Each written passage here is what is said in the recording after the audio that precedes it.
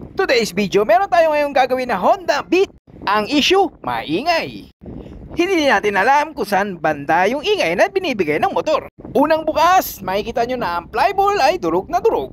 Sabi ng may-ari, 3,000 na ang ginagastos niya dito. Kung makikita nyo sa video, abay umaalog ang collar. Paano hindi mawawala ang alog kung ang collar mo ay ganito kaluwag? Ugalaing busisiin yung mga ilalagay na piyesa sa motor nyo. Kaya mas mainam kung hahanap kayo ng matinong mekaniko na hindi sisira ng motor nyo. At eto pa, hindi genuine parts yung nakalagay sa motor niya, pero okay lang yun. Aftermarket yung nilagay sa motor niya. Ugaliing magtanong kung ano yung mga ilalagay sa motor nyo. Mas mabuti na yung mailap at maalam. Hindi madali yung doble-doble yung gastos mo.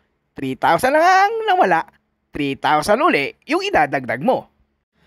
Para kang bumili ng 10 martilyo na pinukpok sa ulo mo. That's 1 minute, follow for more.